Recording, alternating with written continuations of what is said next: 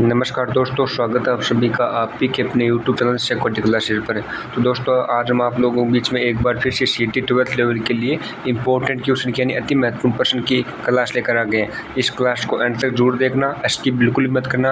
ये क्वेश्चन आपके परीक्षा दृष्टि से अति महत्वपूर्ण आने वाले हैं। और एक और बात बता रहा हूँ कि आपने अभी तक सिक्योरिटी क्लासेज को सब्सक्राइब नहीं किया तो सिक्योरिटी क्लासेज को सब्सक्राइब कर देना और नोटिफिकेशन बेल को ऑन कर देना, जिससे क्या होगा, जो भी क्लास आएगी तो उसका नोटिफिकेशन आपको मिल जाएगा। ठीक है, आपको डेली आपको एक क्लास आपको मिल रही है, अति महत्वपूर्ण प्रश्न की आपको क्लास मिल रही है। तो इसलिए कह रहा हूँ कि आपने अभी तक सब्सक्राइब नहीं किया तो सब्सक्राइब जरूर कर देना। तो चलिए दोस्तों, आज की इस क्लास को स्टार्ट करते हैं। आपने सब्सक्राइब तो कर ही दिया होगा। तो आपका पहला प्रश्न है कि 18वीं शताब्दी में मेवाड़ में एकलिंग जी मंदिर का निर्माण किसने करवाया। 18वीं शताब्दी में जब एकलिंग जी मंदिर था मेवाड़ में, उसका निर्माण किसने करवाया? बप्पा रावल ने करवाया। ऑप्शन नंबर सी इसका करेक्ट आंसर हो जाएगा। नेक्स्ट प्रश्न आपका है कि गागरोन का युद्ध किन के मध्य लड़ा गया था। गागरोन का युद्ध किन के मध्य लड़ा गया था? गागरोन का युद्ध कब लड़ा गया? गागरोन का युद्ध लड़ा गया था 1519 में, 1519 ईस्वी में। और किन के मध्य लड़ा गया था? तो गागरोन का युद्ध लड़ा गया था मोहम्मद खिलजी द्वितीय और महाराणा सांगा के मध्य। मोहम्मद खिलजी द्वितीय और महाराणा सांगा, यानी ऑप्शन नंबर डी इसका करेक्ट हो जाएगा। गागरोन का युद्ध मोहम्मद खिलजी द्वितीय और महाराणा सांगा के मध्य 1519 ईस्वी में लड़ा गया था गागरोन का युद्ध। नेक्स्ट प्रश्न आपका है कि घोड़े की नाल की आकृति वाली रामगढ़ पहाड़ी राजस्थान में कहाँ पर है।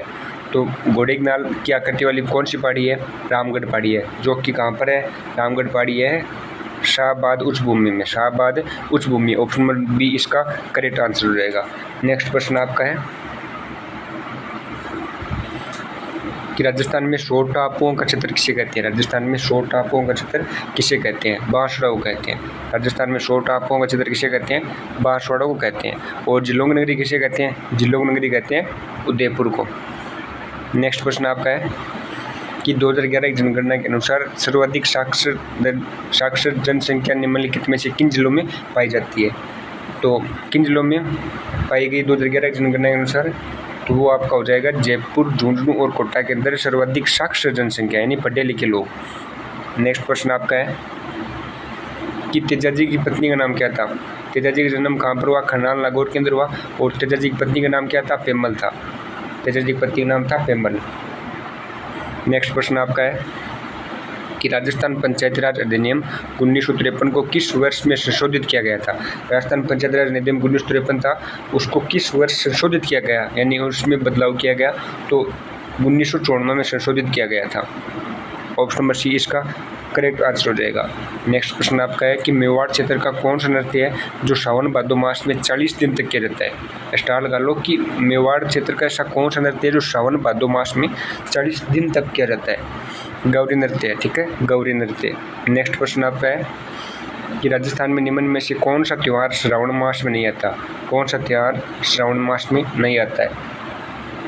तो जन्माष्टमी नहीं आती श्रावण मास में। ठीक है, आपको इस टाइप की क्वेश्चन पूछ सकता है कर्मचारी चयन बोर्ड कि कौन सा त्यौहार श्रावण मास में नहीं आता। तो जन्माष्टमी नहीं आती, क्योंकि श्रावण में नागपंचमी भी आती है, तीज भी आती है और रक्षाबंधन भी आती है।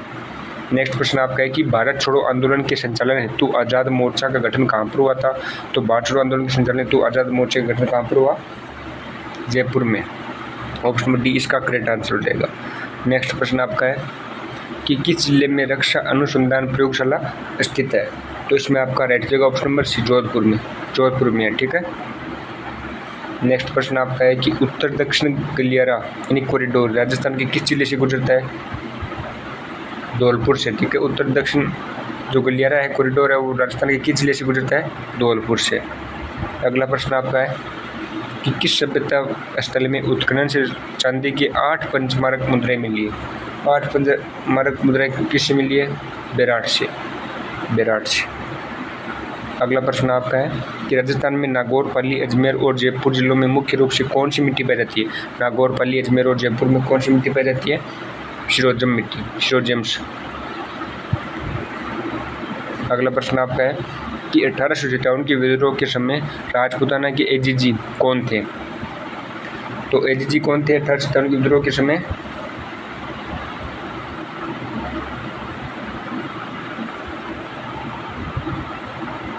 जॉर्ज पी लॉरेंस थे। ठीक है, जॉर्ज पी लॉरेंस, यानी 1857 के विद्रोह के समय राजपूताना के एजेंट गवर्नर जनरल कौन थे? George P Lawrence. नेक्स्ट प्रश्न आपका है कि निम्न में से कौन सी सैनिक छावनी राजपूताना में स्थित नहीं थी? राजपूताना में स्थित नहीं थी पूछा है, ठीक है। तो कौन सी नहीं थी? टोंक नहीं थी। अगला प्रश्न आपका है कि निम्न में से कौन सा शासक महाराणा जगत सिंह के पश्चात मेवाड़ की गद्दी पर बैठा? तो महाराणा राज सिंह बैठे जगत सिंह के पश्चात। अगला प्रश्न आपका है कि सीमेंट के उत्पादन में प्रयुक्त सबसे महत्वपूर्ण कच्चा माल क्या है? तो सीमेंट के उत्पादन में प्रयुक्त सबसे महत्वपूर्ण कच्चा माल क्या है? चूने का पत्थर है, चूने का पत्थर। अगला प्रश्न आपका है कि अर्ली चौहान डायनेस्टीज पुस्तक के लेखक कौन है? अर्ली चौहान डायनेस्टीज पुस्तक के लेखक कौन है? दशरथ शर्मा है। अगला प्रश्न आपका है कि झेला, जमेला, पीपलपन्ना, अगोटिया किस अंग के आभूषण है? तो ये आपके हो जाएंगे कान के आभूषण है। अगला प्रश्न आपका है कि शासक बनने से पहले कौन किक्का के नाम से जाना जाता था? किक्का किसे कहा जाता है? किस शासक को कहा जाता है शासक बनने से पहले? महाराणा प्रताप को किक्का कहा जाता था। महाराणा प्रताप का जन्म 1540 में हुआ, याद रखना, 9 मई 1540 में। अगला प्रश्न आपका है कि हिंदुस्तान जिंक लिमिटेड का जिंक स्मेल्टर उदयपुर में कहाँ पर स्थित है? इसमें आपका रेट होगा देबारी में हिंदुस्तान जिंक लिमिटेड का जिंक स्मेल्टर है। कहाँ पर? उदयपुर, देबारी में। अगला प्रश्न आपका है कि अलाउद्दीन खिलजी ने 1311 ईस्वी में जालौर को जीतकर उसका नया नाम क्या रखा था? अलाउद्दीन खिलजी ने जालौर को कब जीता? 1311 में। तो उसका नया नाम क्या रखा था? वेरी गुड, जलालाबाद नया नाम रखा था। अगला प्रश्न आपका है कि निम्न में से कौन सा स्थान आहड़ सभ्यता से संबंधित नहीं है? आहड़ सभ्यता से तो गिलुंड है, भगवानपुरा है, अब्बानेरी नहीं है और रोजडी है। अगला प्रश्न आपका है कि गणेश्वर की सभ्यता संस्कृति का महत्वपूर्ण स्थल है। गणेश्वर सभ्यता किस संस्कृति का महत्वपूर्ण स्थल है? तो ताम्रयुगीन, ठीक है। ताम्रयुगीन सभ्यता, ताम्रयुगीन संस्कृति का महत्वपूर्ण स्थल है। ऑप्शन नंबर ए इसका करेक्ट हो जाएगा। अगला प्रश्न आपका कि भोजी लंबरदार किस किसान आंदोलन से संबंधित थे? भोजी लंबरदार, ऑप्शन नंबर ए कह रहा है अलवर, ऑप्शन नंबर बी कह रहा है भरतपुर, ऑप्शन नंबर सी कह रहा है सीकर, ऑप्शन नंबर डी कह रहा है बेंगू। तो इसमें आपका राइट हो जाएगा ऑप्शन नंबर बी, भरतपुर। भोजी लंबरदार किस आंदोलन से संबंधित थे? भरतपुर से। अगला प्रश्न देखते हैं आपका। अगला प्रश्न आपका आ रहा है कि जिन बरदसूरी ग्रंथ भंडार राजस्थान के किस शहर में स्थित है? तो इसमें आपका राइट हो जाएगा ऑप्शन नंबर बी, जैसलमेर में। कहाँ पर है? जैसलमेर के अंदर। अगला प्रश्न आपका है कि राजस्थान के इसबगोल उत्पादक जिले कौन से हैं? राजस्थान के इसबगोल उत्पादक जिले कौन से हैं? जालोर, सिरोही और बाड़मेर है। ऑप्शन नंबर बी इसका करेक्ट हो जाएगा। अगला प्रश्न आपका है कि भरत राजस्थान 30 मार्च 1949 का मुख्यमंत्री किसे बनाया गया? तो भरत राजस्थान का मुख्यमंत्री किसे बनाया गया था? माणिक्यलाल वर्मा को, जिसका 30 मार्च 1949 को गठन हुआ। अगला प्रश्न आपका है कि गोविंद गिरी के नेतृत्व में भील गतिविधियों का केंद्र बेड़सा गांव किस राज्य में था? तो बेड़सा गांव किस राज्य में था? डूंगरपुर में। जो गोविंद गिरी के नेतृत्व में भील गतिविधियों का केंद्र था बेड़सा गांव, वो डूंगरपुर राज्य में था। अगला प्रश्न आपका है कि 1857 क्रांति के समय करौली का शासक कौन था? 1857 क्रांति के समय करौली का शासक कौन था? ऑप्शन नंबर ए कह रहा है महाराजा भगवान सिंह, ऑप्शन नंबर बी कह रहा है महाराजा मदनपाल, ऑप्शन नंबर सी कह रहा है महाराजा जसवंत सिंह सेकंड और ऑप्शन डी कह रहा है महाराजा गोपाल सिंह। तो दोस्तों इसके अंदर आपका राइट हो जाएगा ऑप्शन नंबर 3, महाराजा जसवंत सिंह सेकंड है, वो 1857 क्रांति के समय करौली के शासक थे।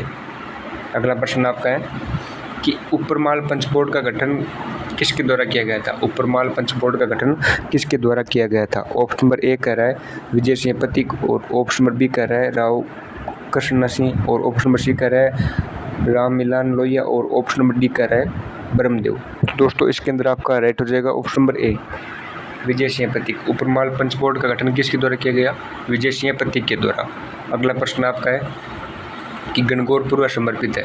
गणगौर पूर्व भगवान कृष्ण को या फिर देवी पार्वती को या फिर देवी लक्ष्मी को या फिर भगवान राम को? तो गणगौर पूर्व किसको समर्पित है? देवी पार्वती को। ऑप्शन नंबर बी इसका राइट हो जाएगा, गणगौर पूर्व देवी पार्वती को समर्पित है। अगला प्रश्न आपका है कि मुकाम प्रसिद्ध है। मुकाम किसके लिए प्रसिद्ध है? मुकाम ऑप्शन नंबर ए कह रहा है जैनियों के लिए, ऑप्शन नंबर बी कह रहा है बिश्नोइयों के लिए और ऑप्शन नंबर सी कह रहा है मुसलमानों के लिए और ऑप्शन नंबर डी कह रहा है जसनातियों के लिए। तो दोस्तों इसके अंदर आपका सही उत्तर हो जाएगा ऑप्शन नंबर 2, बिश्नोइयों के लिए। मुकाम किसके लिए प्रसिद्ध है? बिश्नोइयों के लिए। अगला प्रश्न आपका है कि कोटा के किस शासक के काल को कोटा स्कूल की चित्रशैली का उत्कृष्ट काल माना जाता है? तो दोस्तों इसके अंदर आपका सही उत्तर हो जाएगा option number 3, Maharao Umed Singh first को कोटा स्कूल की चित्रशैली का उत्कृष्ट काल माना जाता है, महाराजा महाराव उमेद सिंह फर्स्ट। अगला प्रश्न आपका है कि श्रीमती रमा देवी राजस्थान के किस किसान आंदोलन से संबंधित थी? तो श्रीमती रमा देवी किस किसान आंदोलन से संबंधित थी? ऑप्शन नंबर ए बेंगू और ऑप्शन नंबर बी कह रहा है बिजोलिया और ऑप्शन नंबर सी कह रहा है बरड और ऑप्शन नंबर डी कह रहा है बीकानेर। तो दोस्तों इसके अंदर आपका राइट रहेगा ऑप्शन नंबर 2 बिजोलिया। जो रमा देवी थी वो बिजोलिया किसान आंदोलन से संबंधित थी। और राजस्थान में सबसे लंबा चलने वाला आंदोलन कौन सा था, किसान आंदोलन कौन सा था? बिजोलिया था, जो कि लगभग 41 वर्षों तक चला था। अगला प्रश्न आपका है कि ढोला मारू कहानी में ढोला की विवाह के समय उम्र क्या थी? जो ढोला मारू कहानी है उसके अंदर विवाह की उम्र क्या थी? 3 वर्ष थी या फिर 11 वर्ष थी या फिर 14 वर्ष थी या फिर 16 वर्ष थी? तो ढोला मारू कहानी में ढोला की विवाह के समय उम्र क्या थी? 3 वर्ष थी, 3 वर्ष। ढोला की विवाह के समय आयु क्या थी? 3 वर्ष थी। अगला प्रश्न आपका है कि ऐतिहासिक स्थल मानगढ़ राजस्थान के किस जिले में है? तो मानगढ़ किस जिले में है? बांसवाड़ा में। ऐतिहासिक स्थल है मानगढ़, जो कि राजस्थान के बांसवाड़ा जिले में स्थित है। अगला प्रश्न आपका है कि गौरी लोक नृत्य मूलतः संबंधित है। गौरी लोक नृत्य किससे संबंधित है? ऑप्शन नंबर 1 कह रहा है गरासियों से और ऑप्शन नंबर 2 कह रहा है कालबेलियों से और ऑप्शन नंबर 3 कह रहा है कंजरों से और ऑप्शन नंबर 4 कह रहा है बिल्लों से। तो गौरी लोक नृत्य किससे संबंधित है? बिल्लों से। ऑप्शन नंबर 4 इसका राइट हो जाएगा। अगला प्रश्न आपका है कि किस राज्य के प्रजामंडल ने 1936 में कृष्णा दिवस मनाया? तो किस राज्य के प्रजामंडल ने 1936 में कृष्णा दिवस मनाया?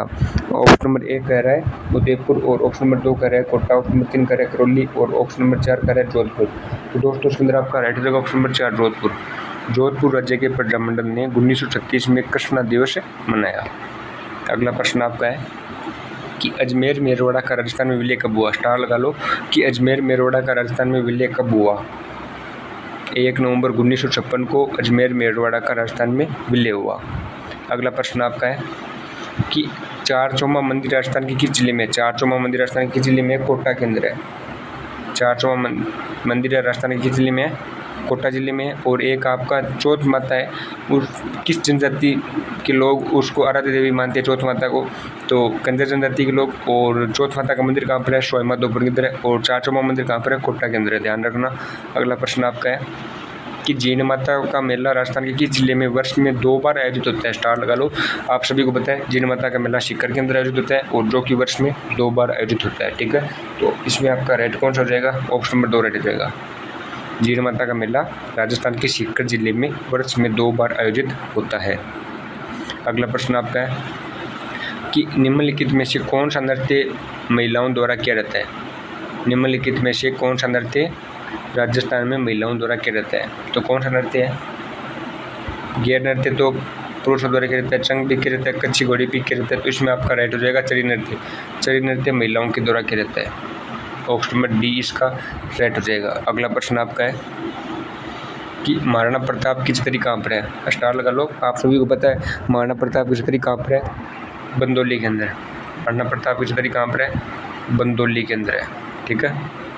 अगला प्रश्न आपका है कि जनगणना 2001 एवं 2011 के मध्य राजस्थान के किन जिलों में लिंगानुपात में कमी आई? तो राजसमंद एवं चूरू 2001 से 2011 की जनगणना के मध्य चूरू एवं राजसमंद के लिंगानुपात में कमी आई। अगला प्रश्न आपका है कि हल्दीघाटी के युद्ध में महाराणा प्रताप की भील सेना का कमांडर कौन था? महाराणा प्रताप की भील सेना का कमांडर कौन था हल्दीघाटी के युद्ध में? Option number A Rana Punja, option B है लोना चावंडिया, ऑप्शन नंबर सी है जीवा शाह, ऑप्शन नंबर डी है तारा बी। तो इसमें आपका राइट हो जाएगा राणा पुंजा। राणा पुंजा हल्दीघाटी के युद्ध में महाराणा प्रताप की भील सेना का कमांडर था, ठीक है। और मुगल सेना का सेनापति कौन था? मानसिंह था। अगला प्रश्न आपका है कि किसे महाराणा प्रताप का पथ प्रदर्शक कहा जाता है? तो महाराणा प्रताप का पथ प्रदर्शक किसे कहा जाता है? रावचंद्र सेन को। महाराणा प्रताप का पथ प्रदर्शक कह दीजिए या फिर महाराणा प्रताप का अग्रगामी कह दीजिए या फिर जो मारवाड़ का महाराणा प्रताप कह दीजिए, किसको कहते हैं? रावचंद्र सेन को ही कहते हैं, ठीक है। अगला प्रश्न आपका है ये रावचंद्र सेन हो गए। अगला प्रश्न है कि किसके प्रस्ताव पर मत्स्य संघ नाम रखा गया, स्टार लगा लो, कि किसके प्रस्ताव पर मत्स्य संघ नाम रखा गया। ऑप्शन नंबर ए कह रहा है सरदार पटेल, और ऑप्शन नंबर बी कह रहा है हीरालाल शास्त्री, और ऑप्शन नंबर सी कह रहा है के.एम. मुंशी, और ऑप्शन नंबर डी कह रहा है जमनलाल बजाज। दोस्तों इसके अंदर आपका राइट रहेगा option number C K M. Munshi. K M. Munshi के प्रस्ताव पर मत्स्य संघ नाम रखा गया। अगला प्रश्न आपका है, आज का अंतिम प्रश्न है कि निम्न में से किस स्थल को ताम्रवती नगरी के नाम से जाना जाता है। तो ताम्रवती नगरी के नाम से किस जाना जाता है, आहड़ को। एक ध्यान रखना, कंफ्यूज मत होना, ताम्रवती नगरी आ जाए। जो ताम्रवती नगरी आहड़ है और ताम्रयुगीन संस्कृति गणेश सभ्यता से संबंधित है, ध्यान रखना। तो दोस्तों आज की क्लास यहीं पर समाप्त होती है। आज मैंने आपको 50 अति महत्वपूर्ण प्रश्न करवाए। आपके 50 में से कितने क्वेश्चन राइट हुए कमेंट करके ज़रूर बताना कि आपकी 50 में से कितने क्वेश्चन राइट हुए। और आपको क्लास कैसी लगी आज की, अच्छी लगी है तो लाइक करना और कमेंट करके जरूर बताना कि आपको क्लास कैसी लगी। और अगर आपने अभी तक सिक्योरिटी क्लासेज को सब्सक्राइब नहीं किया है तो सब्सक्राइब जरूर कर देना, क्योंकि आपको सिक्योरिटी क्लासेज पर डेली आपको अति महत्वपूर्ण क्लास मिल रही है, अति महत्वपूर्ण क्वेश्चन की क्लास मिल रही है, प्लस में ओल्ड क्वेश्चन भी करवा रहे हैं। तो धन्यवाद दोस्तों, बन रहे सिक्योरिटी क्लासेज के साथ। Like share and subscribe security classes. धन्यवाद।